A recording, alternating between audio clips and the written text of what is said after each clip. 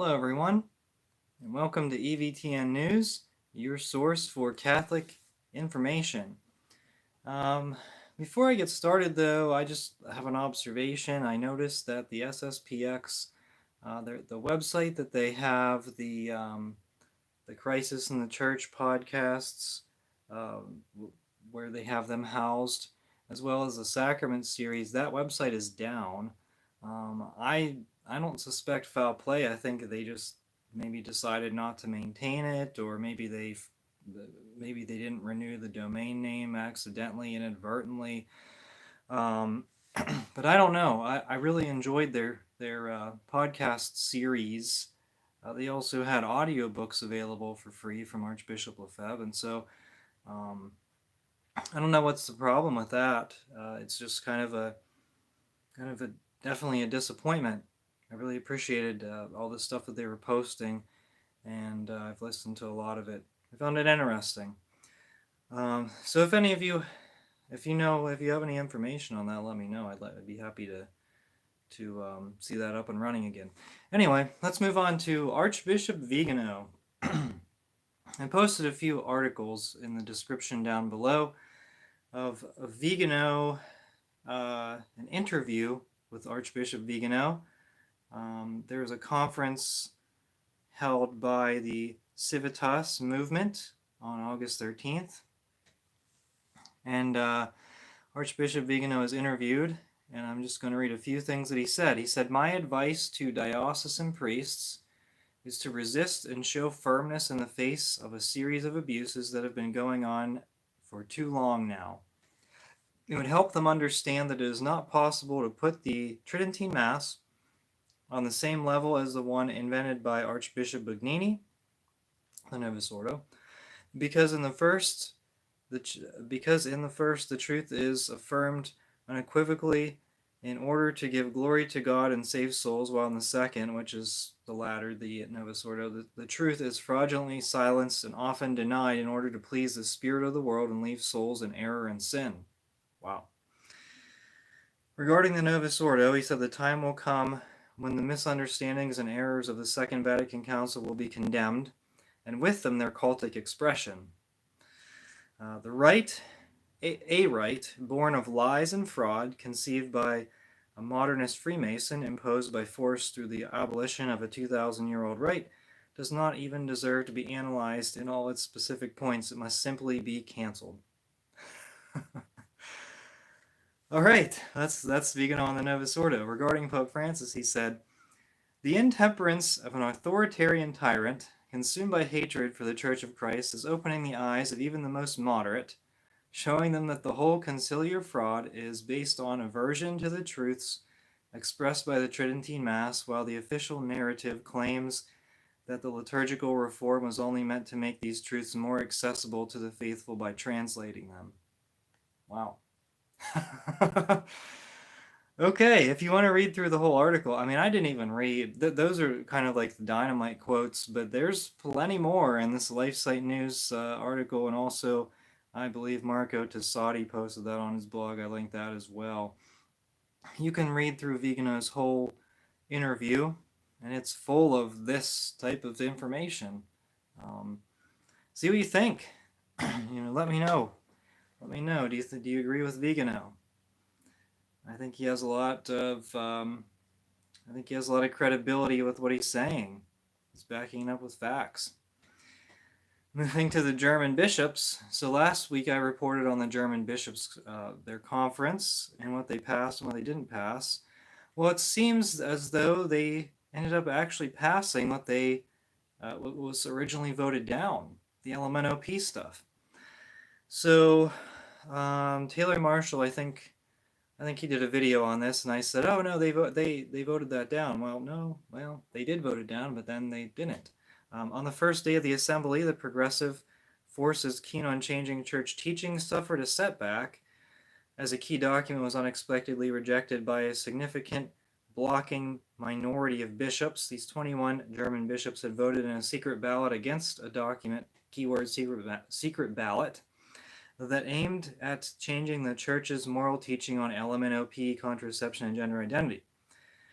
Following the result of this vote, The head of the German Bishops' Conference, Bishop Batzing, attempted to put pressure on dissenting secret blockers by removing the secret ballot and replacing with a show of hands.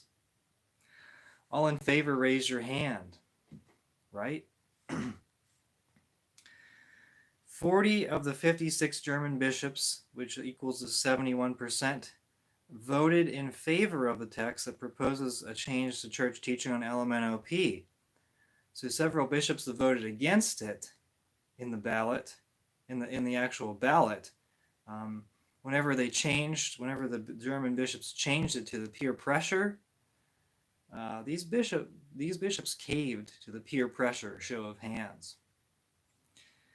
That's pretty juvenile.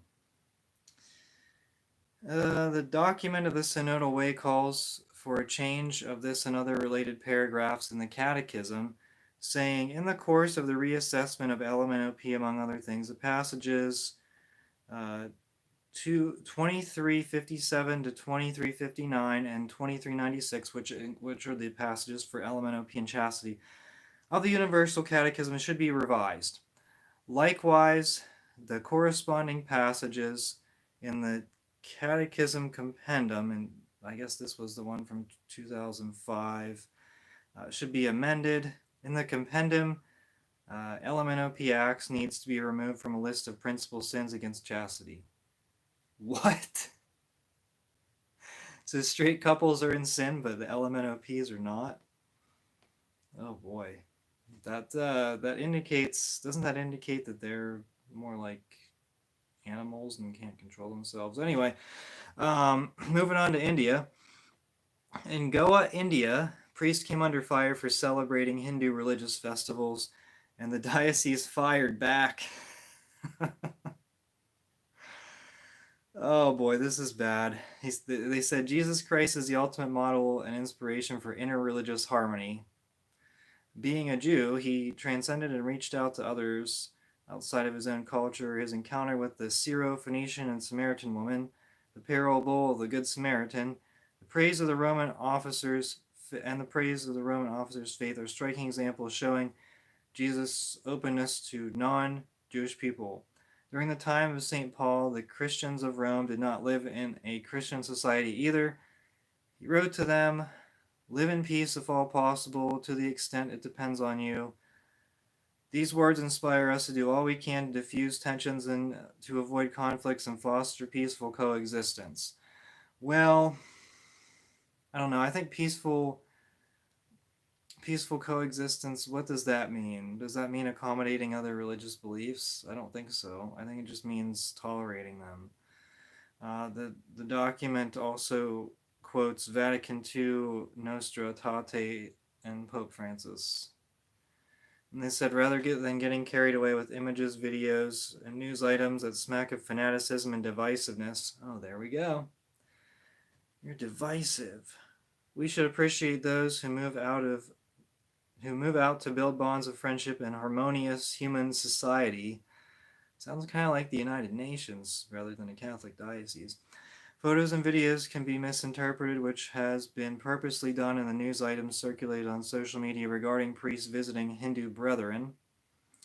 When we look at the priest praying in the picture, the focus is not on who he is praying to, but who he is praying for. A priest who has surrendered his life to Lord Jesus Christ will never commit idolatry, but surely with the heart of his Lord will pray to one Almighty God for all his brothers and sisters around him.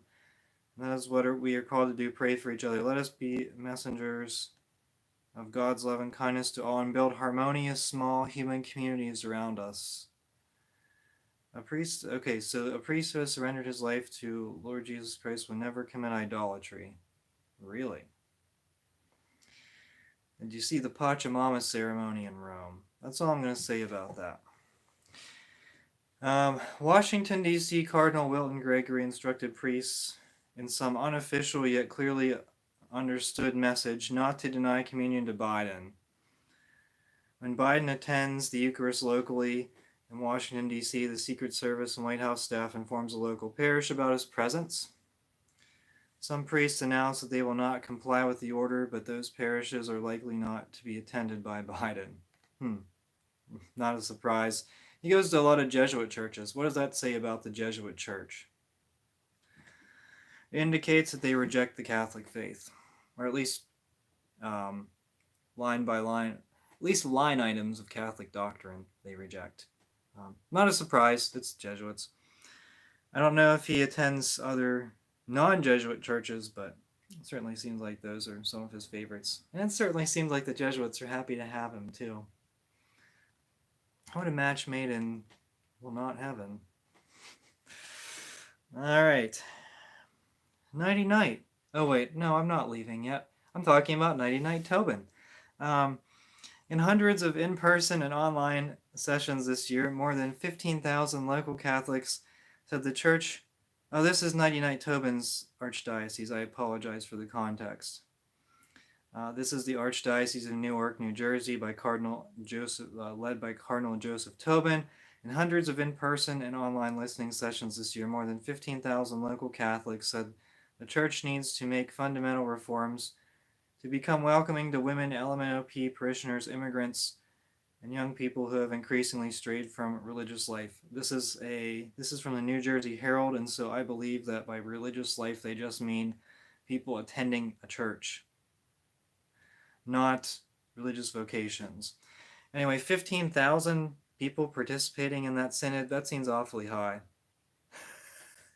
Anyway, one of the parishioners said they believe that the church is out of touch today.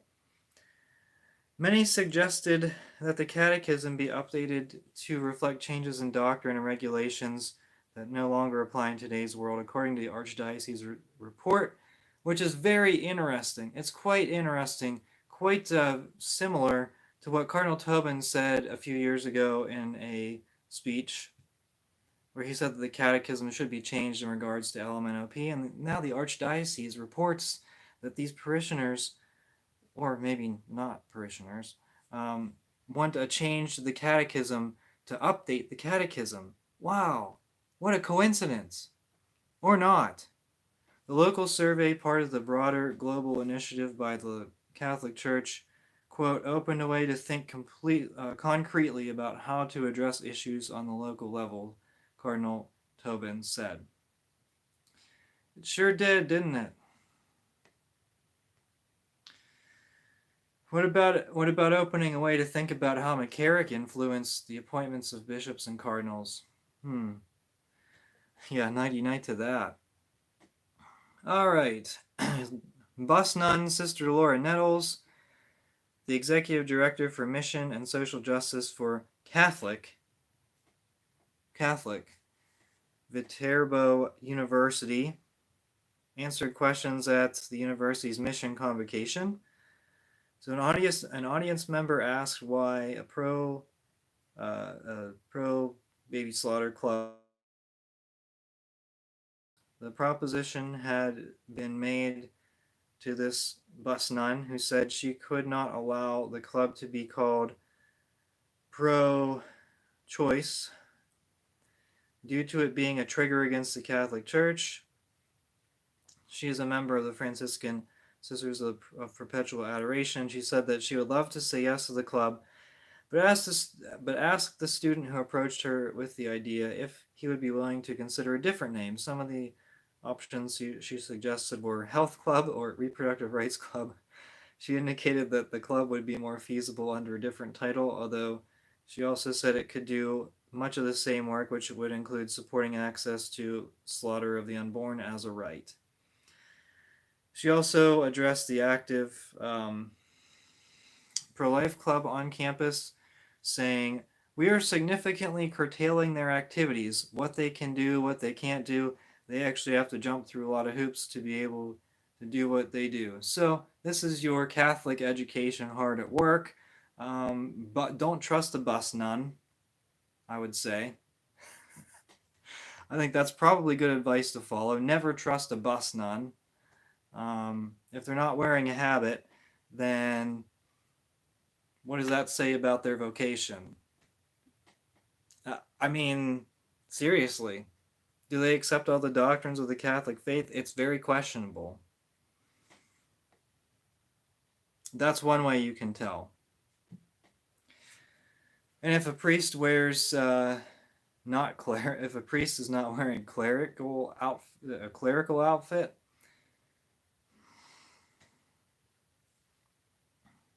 okay. Father Z and Bishop Schneider on the SSPX, hot button topic. I mean, it always is, but whatever. Father Z says, I have often explained in these electronic pages that there is no question that the Mass celebrated by the SSPX is in a Catholic rite. The priests of the SSPX are Catholic priests and not some other kind of priests. Regardless of their unique and somewhat thorny canonical status, they are priests of the Catholic Church and not some other church. They are even able to receive faculties from competent authority. They validly absolve sins even when there is no danger of death. They witness marriages and say the nuptial masses. If they can receive faculties, they are not suspended. Several points. Well, just a few. First, the SSPX isn't doing anything other than what was done before the council.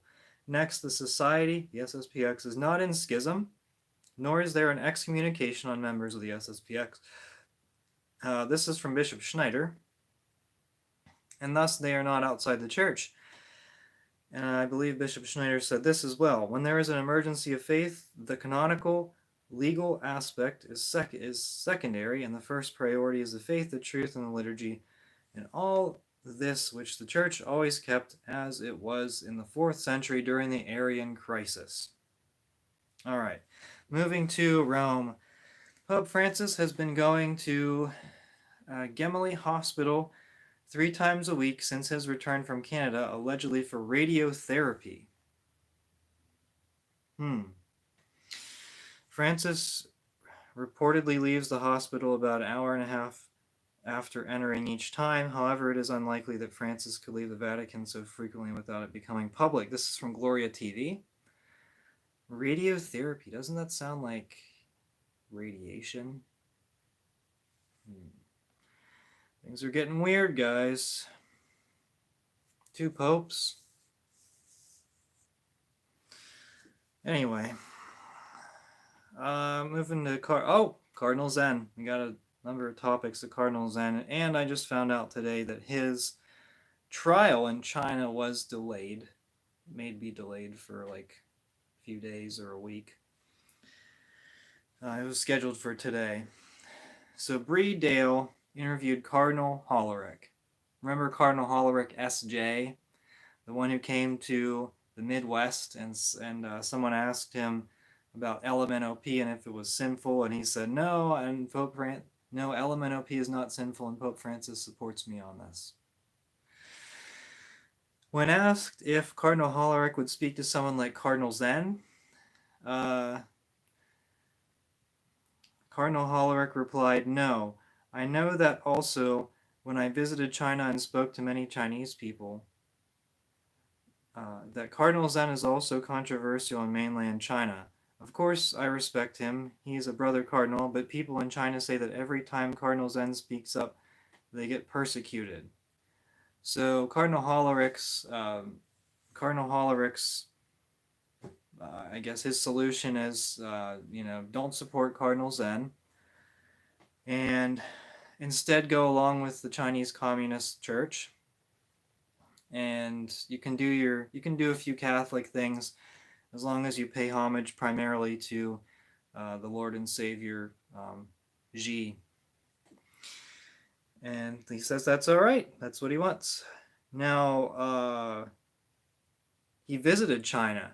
You know who else visited China? McCarrick. Cardinal Turkson also visited China. And I think that tells you where their loyalties lie. Does it lie with the 2,000-year tradition of the Catholic faith, or does it lie more with the United Nations and the communist ideals behind it? Pope Francis, on the same token, on the flight back to Rome, he spoke of China and also of Cardinal Zen. He defined Cardinal Zen as an elderly man who will go to trial in these days and who says what he feels. Bergoglio acknowledged that there are limitations, but then added that qualifying is difficult because from his point of view they would be impressions. More than qualifying, I feel I support the path of dialogue, he said. He then returned to praise the ongoing dialogue defined as slow because this is the Chinese pace. Yeah, or they just don't feel like negotiating with you right now. He said here in the Vatican, there is a commission for dialogue that is going well. Cardinal Parolin presides over it at this moment, and he is the man he knows best about China. Yeah, this is all. I mean, at this point, like none of us are stupid. Like they still think we're stupid. But at this point, I don't think there's any excuses for what they're doing. It's all out communism. Oh yeah, and they got rejected. The Vatican told China that Pope Francis was willing to meet President Xi while both leaders were in Kazakhstan for this interfaith interfaith nonsense. But China said there was not enough time. The Vatican source said on Thursday. Imagine that. If the Vatican really was a priority for China, President Xi would have made time to meet with him. Just like Cardinal Zen. If the underground church in China, if the Chinese Catholics were a priority for Pope Francis, he would have cleared his schedule to meet with Cardinal Zen when Zen visited the Vatican a few years ago. It's not so fun on the other side, is it, Pope Francis? All right, so they did have this interfaith dialogue, Eve dialogue with the serpent, and look what happened. Well, we're talking about dialogue. There was this interfaith meeting, and Pope Francis signed a document that said all religions are equal, and then it was supposedly changed, and I didn't really see a lot of enthusiasm about this reporting. Pope Francis just goes places, and really, it's not really making that much news. I mean, the headlines used to be pretty big, and now they're not. They're really not. Bishop Schneider voiced his concern that when church leaders take part in such interreligious events, they are giving the impression that the church belongs to a supermarket of religions. Everyone is there and you can choose what you want. But Jesus Christ is not the supermarket of religions. He is the only one true God. And so thank you, Bishop Schneider, for speaking like a bishop. I also saw Bishop Schneider celebrated in Novus Ordo with Pope Francis. So probably maybe a little bit pressured too. Anyway, I want to move on to this big, actually a pretty topic of pretty big news. Bishops correct Pope Francis. Now, okay. They said, and I'll list the bishops afterwards. There weren't very many, but it definitely makes you think. The names that you will hear, it makes you think. But anyway, they said the recent apostolic letter, Desideravi, given June 29, 22, the feast of St. Peter and Paul, states, the world does not know it, but everyone is invited to the supper of the wedding of the Lamb, etc. The natural meaning of these words is that the only requirement for a Catholic to worthily receive the Holy Eucharist is the profession of virtue of faith. The claim that faith is the only requirement for worthy reception of Holy Communion was condemned by the Council of Trent as a heresy. So they're accusing Pope Francis of heresy. Taylor Marshall already did it, but these bishops are saying that. They said this claim also contradicts Canons 915, 916 of the Latin Code of Canon Law and Canons 711 and 712, the Oriental Code of Canon Law. Other points, they address Pope Francis as publicly expressed his agreement with the condemned positions of Luther. On the day that Desideravi was issued, Pope Francis received an audience Nancy Pelosi. When asked about her illegal reception of communion, Pope Francis expressed no disapproval of it. Instead, he responded by saying, when the church loses its pastoral nature, when a bishop loses his pastoral nature, it causes a political problem. That's all I can say. So they said, this response rebukes Archbishop Corleone for his justified application of Canon 915, which deals with excommunicated persons. So this is getting really big. I mean, this is getting to be really deep in here. And they said at the end, you can read the whole thing. I've linked it in the description as I link all my sources. It says at the end, it says, we the undersigned confess the Catholic faith concerning the worthy reception of the Eucharist as it is defined by the Council of Trent, according to which faith alone is not a sufficient preparation for receiving the sacrament of the Holy Eucharist. We encourage all the bishops and clerics of the Catholic Church to publicly confess the same doctrine about the worthy reception of the Eucharist and enforce the related canons in order to avoid grave and public scandal. A few thoughts on this by me. Just a random lay dude. And there are random lay people that signed this too. So, I mean, I feel like maybe I'm not that much out of place, right? But they're talking about the basically worthy reception of the Eucharist as defined by the Council of Trent. All right, I wish they'd talk about the liturgy as defined by the Council of Trent, but baby steps, right? Bishop Strickland, here's the signers. Bishop Strickland, Bishop Gracida, Bishop Emeritus of Corpus Christi, Bishop Robert Mutsarts, the auxiliary bishop of somewhere in the Netherlands. I'm not even going to try to say that. Bishop Schneider, and then Father James Altman and Father Gerald Murray of EWTN. So they're signing this. This is saying Pope Francis is he's preaching heresy. This is what it's saying. So that's really significant by any of the bishops and priests that sign this. I haven't researched the backgrounds of every single priest who has signed this, but I think it's particularly impressive that they're getting this bold, and I have hope. Now, Bishop Gracida is, I think, 99 years old. But for Bishop Strickland, I have hope. I don't think he's going to last till 75 as a bishop. Well, I mean, as a bishop of a diocese. He'll always be a bishop. But I think he's going to be removed early. That's my call. By signing a document like this. And I think I have hope that he will come around to the Latin Mass. Now, he is a fan of the Latin Mass. He does ordinations for the FSSP from time to time. But we need to get him fully on board, like Bishop Gracida and Bishop Schneider. And how do we do that? I don't know, but that's just a good thought. Now, Father Murray says the Latin Mass. Father Altman says it, but they both also said the Novus Ordo. So it's nice to see them coming around on this. Although Father Altman's just been saying that all the time. I think Father, who is the guy from the Coalition for Canceled Priests? Father James Lovell Father Lovell. I forget his first name. Father Lovell. He signed that as well. A few other priests you might recognize signed this document, but I think this is a bigger deal than what what people are thinking.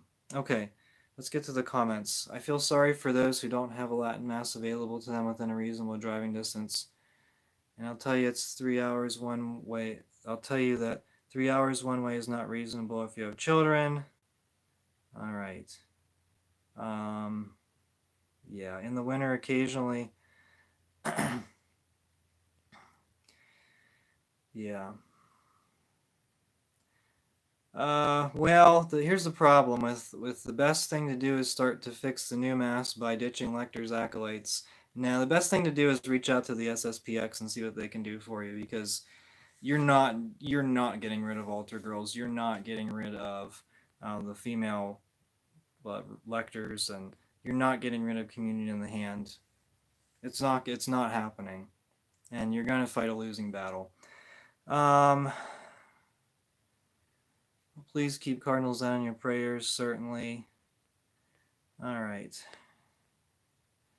Yeah, and I know Eric Salmon's had a good video on Crisis. What is it? The Crisis Point podcast, Crisis Magazine. Um, well, I mean, with the communion rail, you can use like a church pew or like one of those kneeler things they have. I mean, you don't have to have an official communion rail. You can make do with what you have. I mean, how do you think the SSPX existed for decades? Um, the problem is, he said you can't fix your parish. People stick around and try to fix it. And I'll tell you what, Cardinal Burke, he's telling these Germans, he's telling these Germans, like German lay Catholics who actually believe in the Catholic faith, he said, stay and fight. But if you have like that, someone shared a picture with me. There were two women. There was a woman holding up the chalice and one holding up the ciborium at the consecration, and this priest was just like he had them there. That's an invalid mass. So if you can't find a valid mass, then you can't like you can't stay and fight if you can't find a valid mass. I mean, and you can't stay and fight if the Cardinals aren't going to fight for us, right, Cardinal Burke? Because as long as you're distributing communion in the hand, and as long as you're, saying, oh, okay, altar girls are fine. I mean, if you don't denounce altar girls, if you don't denounce communion in the hand, you don't denounce freestyling prayers, you don't denounce lay lectors, Eucharistic ministers, then it's just going to continue as is. Eucharistic ministers should not exist. So I don't know. I mean, people have bad options. If you have a bad option, you gotta discern what's best for you. But you also need to reach out to the SSPX. That's gotta be your priority. In my old Arlington, Virginia parish, we raised money for a marble altar rail, and it was just in time for Burbage to cancel the Latin Mass.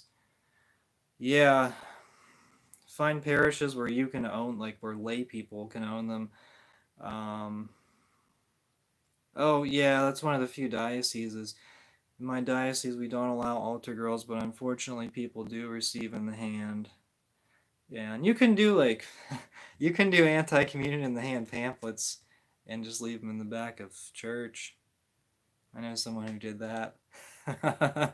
You can make those up. Yeah, priest is the Eucharistic minister. That's true. But what's this marble altar rail? Well, can you take it back and move it to a different parish? I'm interested to know this story. That's pathetic. They shouldn't keep that because they're just gonna throw it away. They're gonna say, "Oh, we need to break down all the barriers, priesthood of the people." I'm curious to see what happened with that. I hope that you can take it back and put it somewhere else. Came from Italy. Wow, that's sad. That's kind of like the Recavations. I was recently looking at a photo of a church that was recavated, and it had this beautiful high altar, and I thought, what did they do with it? Did they throw it in a closet, or did they throw it in the garbage? That would be sacrilege. Actually, would that be like a mortal sin? Would that be the sin of iconoclasm? kind of seems like it. Oh boy. All right. Well, all right, everyone. Thanks for tuning in. Thank you for watching EVTN News. Until next time, we are the laity, and we will not be silent.